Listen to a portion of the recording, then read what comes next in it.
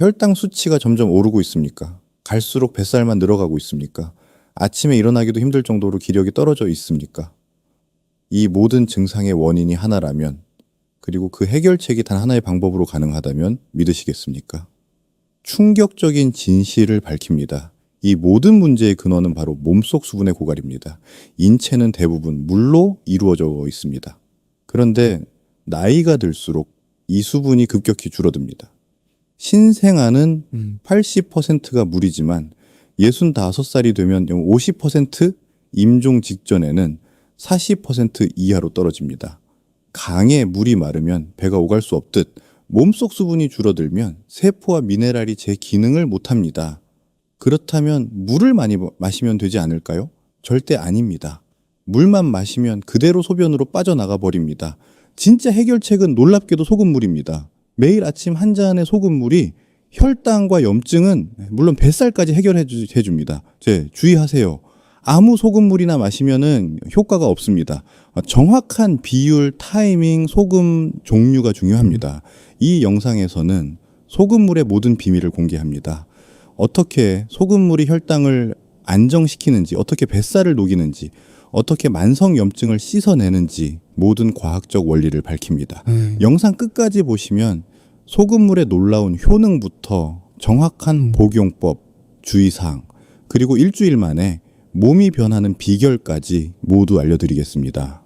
이 정보 하나가 여러분의 건강을 완전히 바꿔놓을 것입니다. 안녕하세요. 저는 대학병원에서 일하고 있는 박사로 매일 다양한 논형이 환자분들을 만나고 있습니다. 개인정보 보호를 위해 오늘 말씀드릴 환자분들의 이름은 모두 가명임을 미리 알려드립니다. 병원에서 일하면서 환자분들 건강만 챙기느라 정작 제 몸은 돌보지 못했어요. 당뇨 전 단계라 살을 빼보려 했지만 뭘 해도 허리둘레는 줄어들지 않았어요. 게다가 만성 위염으로 속쓰림을 달고 살았죠. 약을 처방받아 먹어도 그때뿐이었어요. 그런데 아침마다 소금물 한 잔을 마신 후 제 삶이 완전히 달라졌어요. 사실 저도 처음엔 믿지 않았어요. 하지만 마지막으로 지푸라기라도 잡는 심정으로 시작했죠. 매일 아침 소금물 딱 한 잔, 그게 다였어요. 그런데 일주일이 지나자 속쓰림이 싹 사라졌어요. 3개월 후엔 바지 사이즈가 줄었고 혈당 수치가 눈에 띄게 떨어졌어요. 그 이후로 1년이 넘게 소금물을 먹고 있어요. 저뿐만이 아닙니다. 2달 만에 10kg을 감량한 분부터 약으로도 못 고치던 비염을 고친 분까지 다양했어요. 소금물 한 잔 먹었을 뿐인데 어떻게 이런 일이 가능했을까요? 소금물에는 우리 몸의 수분 흡수를 돕는 특별한 원리가 숨어 있어요. 우선 우리 몸이 노화로 인해 어떻게 변하는지부터 아셔야 해요. 어린아이의 피부는 탱탱한데 나이가 들어갈수록 피부가 푸석하고 말라가죠. 이런 일이 몸속에서도 일어나요. 나이가 들수록 수분이 사라지거든요. 실제로 신생아일 때는 수분이 80%에 달하다가 65세 이상이 되면은 50% 정도로 줄어들어요. 임종 직전에 이르면 40% 이하로 최수분율이 떨어져요. 노화의 과정이 곧 수분이 줄어드는 과정이라고 볼 수 있는 거죠. 그래서 노화를 막는 핵심이 바로 수분을 지키는 데 있어요. 그럼 수분을 지키기 위해서 어떻게 하면 될까요? 많은 분들이 물을 마시면 된다고 생각하세요. 하지만 물만 많이 마시면은 그만큼이 소변으로 다 배출돼요. 그 대신에 소금물을 드시면 몸에 수분을 채울 수 있어요. 이런 차이가 생기는 이유는 바로 우리 몸이 소금물로 이루어져 있기 때문이에요. 눈물이나 피맛을 보면은 짭짤하잖아요. 우리 몸의 체액은 0.9%의 나트륨 농도를 유지하고 있어요. 이 농도를 일정하게 유지하기 위해서 굉장히 정교한 조절 시스템이 작동하고 있어요. 그래서 물을 많이 마시면은 몸속 소금물이 묽어지지 않도록 재빨리 물을 소변으로 배출해요. 그런데 소금물을 마시면 우리 몸이 바로 배출할 필요가 없겠죠. 이때 수분이 제대로 흡수되는 거예요. 탈수가 일어난 환자에게 0.9% 농도의 소금물로 된 링거액을 주는 이유도 이 때문이에요. 소금은 자석처럼 물을 끌어당겨요. 자석 주위에 쇠붙이들이 모여 있는 것처럼 소금이 있는 곳에 물이 머물러요. 하지만 소금물을 먹으면은 건강에 나쁘다는 말 들어보셨죠? 그래서 선뜻 시도하기가 꺼려지실 수 있어요.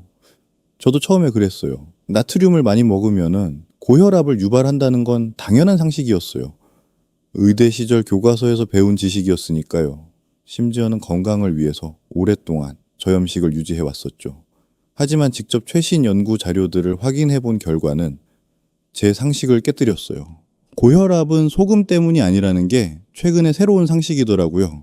혈관에 찌꺼기가 쌓여서 여기저기가 막히면은 피가 잘 못 흘러요. 그럼 온몸 구석구석 혈액을 보내려고 혈압이 높아져요. 변기가 막혔을 때 뚫어뻥으로 압력을 높여서 막힌 곳을 뚫는 것과 마찬가지예요. 그러니 고혈압은 혈관에 막힌 데가 많아져서 생기는 거예요. 결국 고혈압을 없애기 위해서는 저염식을 할 게 아니라 혈관 건강을 회복해야 하는 거죠. 혈관 건강을 망가뜨리는 주범은 소금이 아니라 당분이에요. 소금은 우리 몸에서 과잉이 될 수 없어요. 왜냐하면은 소금의 농도를 일정하게 조절하는 시스템이 발달해 있거든요. 태초의 생명체는 바다에서 시작되었기 때문에 소금이 많은 환경에 적응해 왔어요. 그래서 몸속에 소금이 너무 많아지지 않게 조절하는 장치가 필수적이었어요. 하지만 당분은 소금과 다르게 항상 희귀했어요. 달콤한 과일은 운 좋은 날에나 얻을 수 있는 귀한 식량이었으니까요. 그래서 당을 많이 먹을 일이 없었고 우리 몸은 당분 과잉을 차단하는 장치를 미처 준비하지 못했어요. 오히려 귀한 당분을 먹으면 재빨리 몸에 저장할 필요가 있었죠. 그런데 농업과 산업이 발달하면서 음료수, 빵, 과자 같은 당분으로 된 가공식품을 싸게 먹을 수 있는 세상이 되었어요. 당분이 필요 이상으로 많이 들어오는 일을 인류가 처음으로 겪게 된 거예요. 이게 요즘 많아지는 고혈압뿐만 아니라 당뇨병, 혈관 질환, 뇌졸중, 치매 등의 원인이에요. 고혈압의 원인은 소금이 아니라 당분이에요. 소금물을 한 잔씩 먹는다고 해서 없던 고혈압이 생기진 않으니 걱정하실 필요가 없어요. 일시적으로 소금을 많이 먹더라도 우리 뇌는 물을 더 먹게 명령을 해요. 그래서 큰 문제는 없지만 뭐든 과유불급인 건 당연해요. 지나치게 많은 소금은 해로울 수 있어요. 그러니 제가 알려드리는 가이드를 꼭 지켜주셔야 해요. 오히려 저염식을 오랫동안 해온 분은 몸속 나트륨이 부족해서 문제를 겪어왔을 가능성이 높아요. 게다가 건강을 위해 물을 많이 드셨다면 나트륨이 채워지질 못하니 만성적인 저나트리움 상태에 빠져 있을 가능성이 커요. 전신 피로감, 무기력, 어지럼, 식욕 부진, 근육 경련, 쥐나는 증상, 집중력 저하, 두통 같은 증상을 자주 느끼신다면 소금이 너무 부족하진 않은지 의심해 보셔야 해요. 실제로 하루 소금을 5g 이하로 먹는 저염식이 오히려 심근경색 사망률을 높인다는 연구 결과도 있어요. 그러니 소금은 너무 많이 먹어도 문제지만 너무 적게 먹어도 문제인 거예요.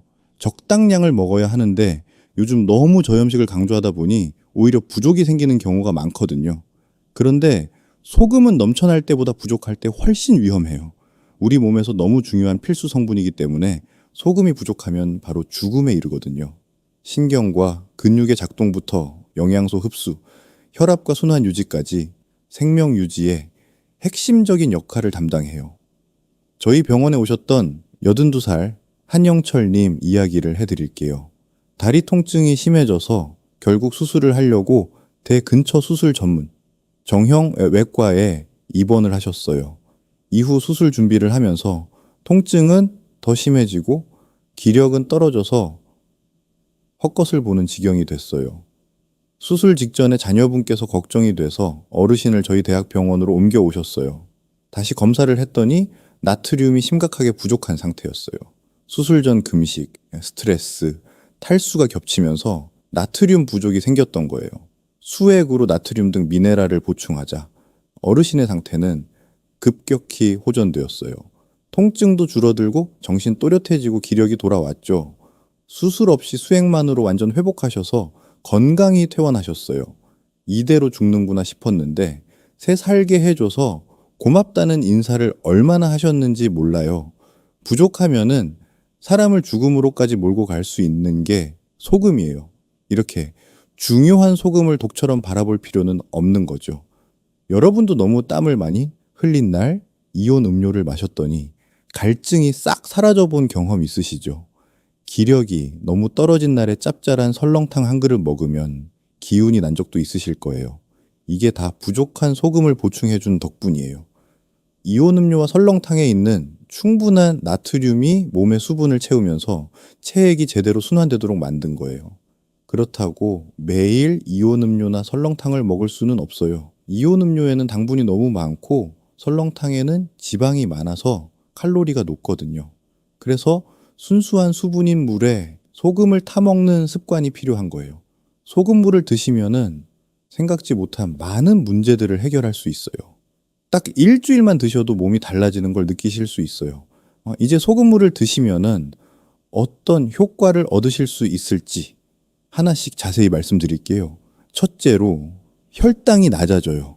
식단 관리를 해도 공복 혈당이 안 떨어지고 당화 혈색소도 제자리라서 답답한 분 많으시죠. 이대로면 당뇨약을 먹어야 한다 해서 걱정 중이시라면은 소금물이 해결해 줄 수 있어요. 소금물이 혈당을 낮춘다니 의외죠. 저뿐만 아니라 많은 분들이 소금물을 꾸준히 드시고 혈당이 감소하는 효과를 보셨어요. 어떻게 이런 일이 가능한 걸까요? 혈액에는 항상 일정한 양의 당이 있어요. 이 당은 세포가 활동하기 위한 연료거든요. 그래서 언제든 세포가 필요할 때 쓸 수 있게 혈액에 준비시켜 두는 거예요. 그런데 혈액에 당이 너무 많아지면 인슐린이 출동해서 당을 세포로 넣어줘요. 당이 너무 많으면 혈액이 끈적한 시럽처럼 변해서 혈관 흐름이 막히거든요. 그래서 인슐린을 통해서 혈당 조절을 하는 거예요. 그런데 당과 인슐린이 걸어서 이동하진 않겠죠. 혈액에 둥둥 떠서 세포까지 도달해야 해요. 몸속 수분이 부족하면은 혈액도 부족해져요. 그럼 저 당분과 인슐린이 세포까지 이동하는 게 힘들어져요. 물이 마른 강에서는 물고기가 헤엄치기 어려운 것처럼요. 게다가 인슐린이 주는 신호가 세포 안쪽까지 전달될 때도 물을 통해야 해요. 물은 몸속에 여러 신호를 전달하는 우체부 같은 역할을 하거든요. 그런데 물이 부족하면 인슐린이 주는 신호가 세포 안으로 전달이 잘 안 돼요. 이때 아침에 소금물 한 잔으로 수분을 보충하면 세포 안팎과 혈액의 수분이 충분해져요. 그럼 인슐린이 당을 세포에 넣어주기가 쉬워지겠죠. 그래서 높았던 혈당이 정상으로 떨어지게 돼요. 게다가 인슐린이 당을 잘 넣어주니까 세포들은 충분한 연료로 활발히 활동할 수 있어서 몸에 활력도 생기게 돼요. 두 번째로 소금물은 뱃살을 줄여줘요. 적게 먹어도 운동을 해도 뱃살이 좀처럼 줄어들지 않는 경험 해보셨죠? 오히려 나이가 들면 특별히 많이 먹지 않는데도 뱃살이 잘 쪄요. 특히 여자는 폐경 이후 여성 호르몬이 줄어들죠. 그럼 하체와 엉덩이 지방은 줄어들고 복부에 지방이 몰려서 허리 둘레가 점점 늘어나요. 대체 왜 자꾸 뱃살이 찌는 걸까요? 그 이유는 몸속 수분이 부족해지면서 인슐린 저항성이 커지기 때문이에요. 인슐린 저항성이란 인슐린이 혈액 속에 있는 당을 세포에 넣으라고 신호를 줘도 세포들이 신호를 무시하는 현상을 말해요. 처음 잡상인이 방문하면 문을 잘 열어주죠. 그런데 잡상인이 자꾸 와서 문을 두드리면 귀찮아서 안 열어주는 것과 같아요. 인슐린 저항성이 생기면 우리 몸은 인슐린이 부족해서 문제가 생긴 줄 알고 인슐린을 더 많이 만들어요. 잡상인 수가 부족해서 물건을 못 파는 줄 알고 잡상인을 더 많이 보내는 것처럼요. 인슐린이 넘쳐나게 되면 어떤 일이 생길까요? 인슐린은 당을 세포에 넣어주려고 노력했지만 세포들이 말을 안 들으니 당을 지방으로 바꿔버려요. 많아진 인슐린들은 열심히 당을 지방으로 바꿔서 지방을 보관하기 가장 좋은 뱃살에 차곡차곡 쌓아둬요. 그런데 아침 공복에 소금물을 마시면 이 인슐린 저항성을 해결할 수 있어요. 여기에선 좀 더 복잡한 과정이 일어나요. 인슐린이 세포에게 당을 넣으라고 신호를 보내면 세포는 특별한 레드카펫을 설치해서 당을 맞이할 준비를 해요.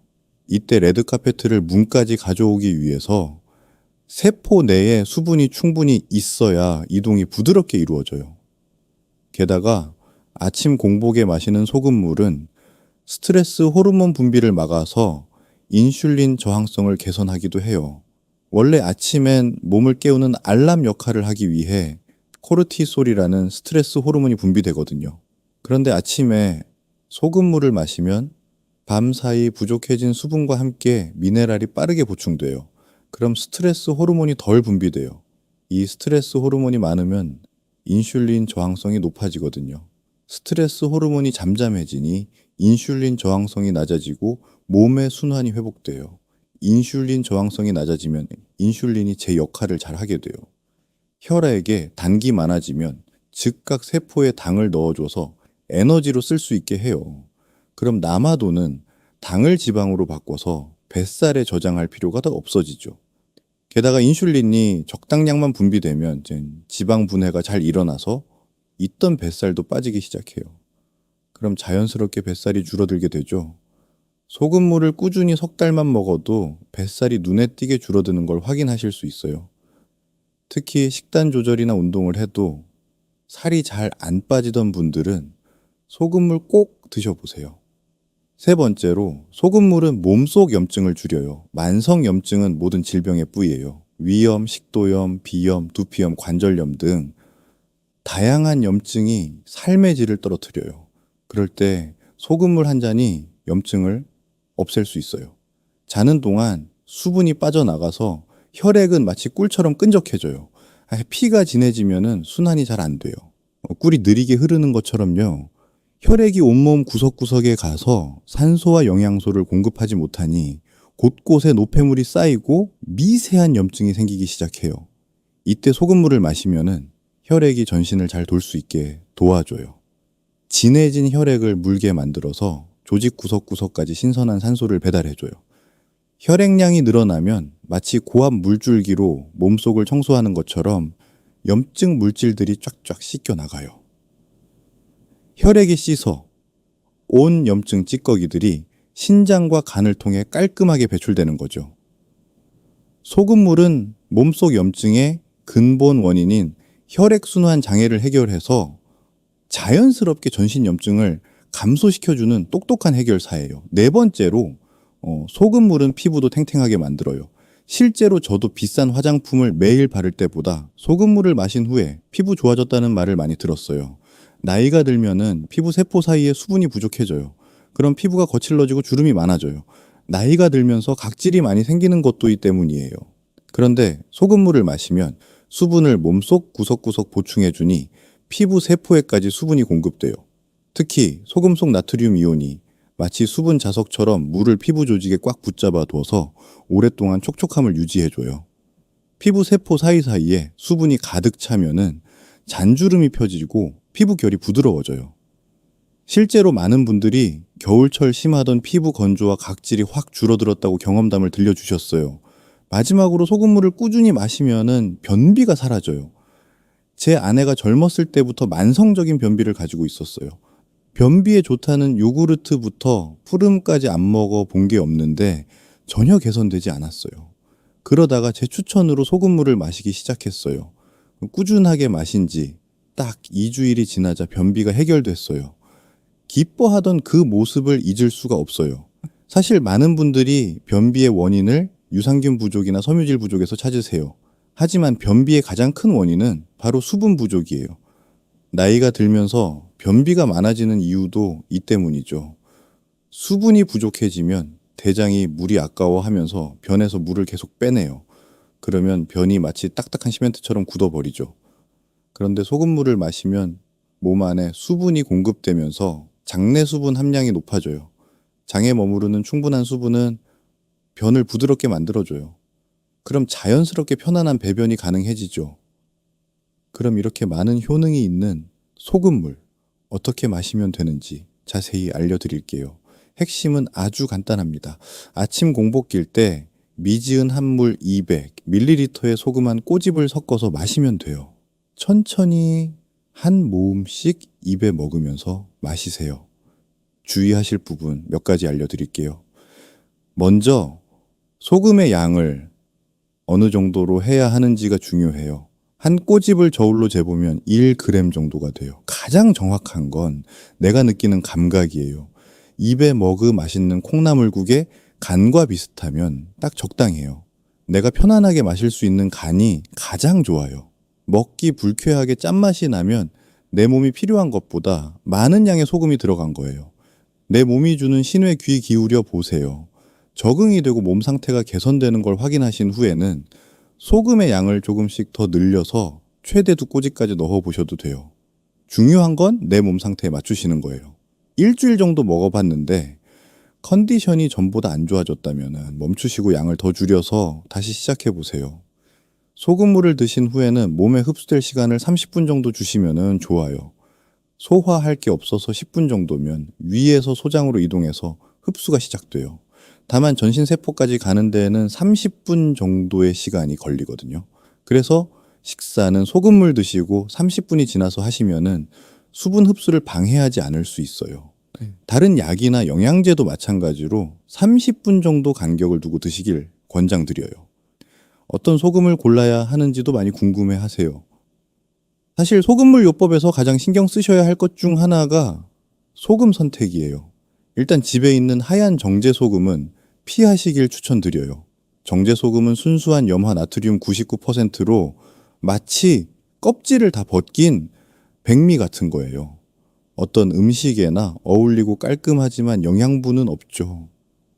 화학 처리로 미네랄이 모두 사라져서 우리 몸에 필요한 균형 잡힌 미네랄을 제공하지 못해요. 그럼 어떤 소금을 선택하면 좋을까요? 정제 소금 이외에 다양한 소금 중에서 원하시는 걸 선택하셔도 좋아요. 다만 미네랄이 많은 제품이 우리 몸에 줄 수 있는 이점이 가장 많아요. 그래서 저는 천일염을 가장 추천드려요. 천일염은 바다의 미네랄을 그대로 간직한 최고의 선택이에요. 마그네슘, 칼슘, 칼륨이 풍부해서 전해질 균형을 완벽하게 맞춰줄 수 있거든요. 가격도 합리적이고 구하기도 쉬워서 매일 사용하기 딱 좋아요. 특히 서해안 천일염이 품질이 우수해요. 두 번째로 추천드리는 건 죽염이에요. 죽염은 천일염을 대나무 통에 넣고 구워낸 프리미엄 소금이에요. 고온에서 구우면서 중금속이 제거되고 알칼리성이 강해져서 해독 효과가 뛰어나요. 다만 가격이 비싼 편이라 매일 쓰기엔 부담스러울 수 있어요. 마지막으로 추천드리는 건 암염이에요. 히말라야 핑크솔트가 대표적이죠. 84가지 미네랄이 들어있어서 영양적으로는 훌륭하지만 바닷소금에 비해 요드가 부족할 수 있어요. 3가지 소금의 효과에 있어서는 큰 차이는 없기 때문에 초보자라면 천일염부터 시작하시면 가장 무난해요. 소금 뒷면 성분표를 꼭 확인해서 첨가물이 없는 순수한 천연 소금을 고르는 게 포인트예요. 그리고 어느 정도 소금물에 익숙해지셨다면 부가적인 효과를 더 누릴 수 있는 방법이 있어요. 미지근한 물에 소금물만 타서 드셔도 좋지만 몇 가지를 추가해 보시면 한겸 항산화 효과까지도 얻으실 수 있거든요. 매일 컨디션에 따라 다양하게 드셔보시면 몸이 훨씬 좋아질 수 있어요. 소금물에 같이 넣어보시면 좋은 것들 3가지 알려드릴게요. 첫째, 레몬즙이에요. 레몬즙을 넣으면 마치 잠든 소화기관의 알람시계를 울리는 것 같아요. 신맛이 위장을 깨워서 소화액이 조금씩 나오기 시작하거든요. 그리고 비타민C가 면역력을 쭉 올려주면서 간에서는 독소를 빼내는 청소부 역할을 해줘요. 실제로 마셔보면 입안이 깔끔해지고 몸이 개운해지는 느낌을 바로 받을 수 있어요. 다만 위상 와다나 역류성 식도염이 있으신 분들은 속이 더 쓰릴 수 있으니 추천드리지 않아요. 치아 에나멜이 약한 분들도 산성 성분 때문에 조심하셔야 해요. 이런 분들은 빨대로 드셔보세요. 두 번째는 생강즙이에요. 생강은 몸의 히터 역할을 해요. 마시자마자 속이 따뜻해지면서 혈액순환이 좋아져요. 특히 속이 더부룩할 때 생강의 매운맛이 위장 운동을 활발하게 만들어줘서 시원하게 뚫리는 느낌을 받을 거예요. 게다가 염증을 잡아주는 천연소염제의 역할도 해서 만성염증으로 고생하는 분들에게 정말 좋아요. 다만 담석이 있거나 혈액 응고 방지 약물을 복용 중이신 분들은 피하세요. 또 임신이나 고혈압 약 드시는 분들은 의사와 상담 후에 드세요. 생강의 진저롤 성분이 자궁 수축을 촉진할 수 있어서 유산 위험을 높일 수 있어요. 그리고 생강은 혈관을 확장시키는 효과가 있어서 고혈압 약을 드시는 분은 혈압을 지나치게 떨어뜨릴 수도 있거든요. 세 번째는 사과 식초예요. 사과 식초는 몸의 밸런스를 맞춰주는 조율사예요. 혈당이 급격히 오르는 걸 막아주고 장내 좋은 균들의 먹이가 되어줘서 소화가 훨씬 부드러워져요. 신맛이 있어서 처음엔 좀 시큼할 수 있지만 며칠 마시다 보면은 변비가 개선되고 피부도 좋아지는 걸 느낄 수 있어요. 단, 당뇨 약물을 복용 중이거나 윗궤양, 식도염이 있는 분들은 혈당이나 위장에 무리가 갈 수 있으니 의사와 상담 후 드셔야 해요. 마지막으로 많은 분들이 하시는 질문을 모아서 답변을 드릴게요. 첫 번째로 가장 많이 받는 질문은 바로 이거예요. 고혈압이 있는데 소금물 마셔도 되나요? 이미 고혈압이 있다면 나트륨 섭취에 혈압이 민감하게 반응할 수 있기 때문에 추천드리진 않아요.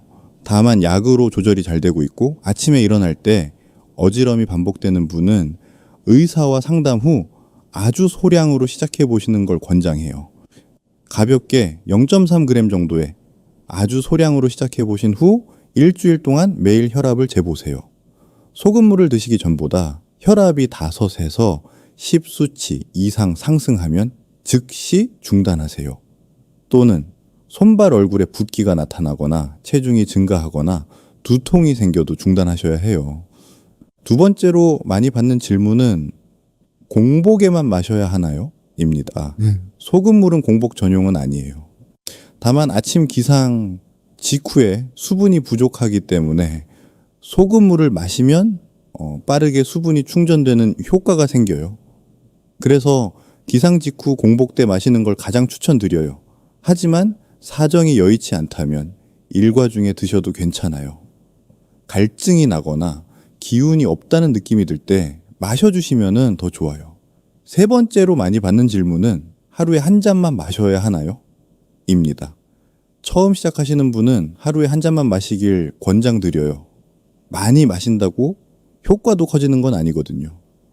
하지만 저염식 식단을 오래 해서 나트륨 부족 증상이 있는 분은 한 잔이 적응되고 이상이 없으면 하루에 2-3잔 정도까지 마셔보셔도 좋아요. 또는 운동 전후나 땀을 많이 흘린 날에는 한 잔 정도 추가로 드시면 수분 보충에 도움이 돼요. 혹시 간헐적 단식을 하시는 분이 계시다면 단식 중에 소금물을 마셔주시는 건 기력을 유지하고 수분을 보충하는데 큰 도움이 돼요. 네 번째 질문은 왜 사람마다 효과가 다른가요? 입니다. 실제로 소금물을 마신 분들의 후기가 많은데 효과가 정말 다양해요. 살이 빠졌다는 분부터 심지어 암이 나았다는 분까지 계세요. 소금물의 효과가 다르게 나타나는 가장 큰 이유는 수분이 부족한 정도가 사람마다 다르기 때문이에요. 평소 수분 부족이 심했던 분들은 다양하고 큰 효과를 빠른 시일에 느끼실 거예요. 생활 습관도 큰 영향을 줘요. 평소 운동을 많이 하는지, 어떤 음식을 많이 드시는지에 따라서 소금물을 마셨을 때 수분과 미네랄이 보충되는 정도가 달라지거든요. 마지막 질문은 소금물을 마시면 안 되는 사람도 있나요? 소금물은 대부분 사람들에게 안전해요. 앞서 말씀드렸다시피 우리 몸에는 나트륨 과잉이 되지 않도록 조절하는 장치가 있기 때문이에요. 하지만 이 조절 시스템에 문제가 있는 분들은 소금물을 드시면 안 돼요. 만성신부전 등의 신장 질환 환자는 절대 소금물 요법은 하시면 안 돼요. 강경변 등의 간질환 환자도 마찬가지예요. 그리고 신부전 등의 심장 질환 환자는 혈액량이 증가하면 심장에 무리가 갈 수 있어서 소금물은 피하셔야 해요. 그리고 임산부도 호르몬 변화로 부종이 생길 수 있어서 피하시길 권장드려요. 이뇨제를 드시는 분도 소금물은 추천드리지 않아요. 약효를 떨어뜨릴 수 있거든요. 마지막으로 소금물 요법을 해보고 싶기는 한데 부작용이 두려운 분들을 위해서 안전하게 시도하기 위한 7일 체크리스트를 알려드릴게요. 미지근한 물 200ml에 0.3g 정도의 아주 소량의 소금을 넣어서 시작하세요. 아주 살짝 짠맛이 느껴지면 돼요. 매일 아침 소금물을 한 잔 마신 후에 다음 7가지 사항을 수첩에 기록하세요. 혈압, 체중, 얼굴 및 손발의 붓기, 어지럼, 피곤, 배변 횟수 측정 가능하다면 공복 혈당까지 7일 동안 매일 이 사항들을 누적해서 기록하세요. 그러다가 혈압이 평소 대비해서 10수치 이상 상승하거나 얼굴이나 손발에 붓기가 생기거나 어지럼이나 두통이 생기거나 컨디션이 현저히 떨어진 게 확인되면 즉시 중단하세요. 중단한 날은 물을 하루 동안 1.5리터 정도 나눠서 마셔주세요. 이렇게 하시면은 보다 안전하게 소금물을 드실 수 있어요. 여러분, 오늘 영상 어떠셨나요? 소금물 한 잔이 이렇게 많은 변화를 가져올 수 있다는 사실 놀라우시죠? 사실 처음엔 반신반의 하실 수 있어요. 저도 그랬으니까요. 의사로서 수십 년간 배워온 상식과 달랐거든요. 하지만 직접 경험하고 수많은 분들의 변화를 지켜보면서 확신하게 됐어요. 우리 몸은 생각보다 단순한 원리로 작동한다는 걸요. 복잡한 영양제를 챙기고 비싼 건강식품을 사기 전에 가장 먼저 확인해야 할 건 바로 수분과 미네랄이에요. 아무리 좋은 영양소도 물이 부족하면 제대로 흡수되지 않거든요. 마치 아무리 좋은 씨앗을 뿌려도 메마른 땅에서는 싹이 트지 않는 것처럼요. 오늘부터 딱 일주일만 시도해 보세요. 아침에 일어나자마자 미지은 물 200ml에 소금 한 꼬집을 넣어서 천천히 마셔보세요. 그리고 여러분 몸의 신호에 귀 기울여 보세요. 속쓰림이 줄어들었는지 몸이 가벼워졌는지 화장실 가는 게 편해졌는지 말이에요. 작은 변화들이 모여서 큰 변화를 만들어낼 거예요. 이제 다만 꼭 기억하세요. 소금물은 만능이 아니에요. 신장 질환, 간 질환, 심장 질환이 있으신 분들은 반드시 의사와 상담하셔야 해요. 그리고 고혈압이 있으신 분들도 신중하게 접근하셔야 하고요. 건강은 한 가지 방법으로만 지킬 수 있는 게 아니니까요. 균형 잡힌 식단, 규칙적인 운동, 충분한 수면이 함께 이루어져야 해요. 소금물은 그 모든 노력의 기반을 다져주는 역할이에요. 마른 땅에 물을 주듯 말아가는 몸에 수분을 채워주는 것. 그게 바로 소금물 요법의 핵심이에요. 오늘 영상이 여러분의 건강한 삶에 작은 도움이 되었길 바라요. 이 정보가 유익하셨다면 구독과 좋아요 꼭 눌러주시고 주변 분들께도 공유해주세요. 특히 뱃살, 혈당, 만성피로, 염증으로 고생하시는 부모님이나 지인분들께 꼭 알려주세요. 댓글로 여러분의 경험담도 나눠주세요. 소금물 마신 지 일주일째인데 이런 변화가 있었어요 라고 공유해 주시면 같은 고민을 하시는 다른 분들께도 큰 힘이 될 거예요. 여러분 모두 건강하시고 활력 넘치는 하루하루 보내시길 바라요. 다음 영상에서 더 유익한 건강 정보로 찾아뵙겠습니다. 지금까지 듣기만 해도 지혜로워지는 지혜로운 노년이었습니다. 감사합니다.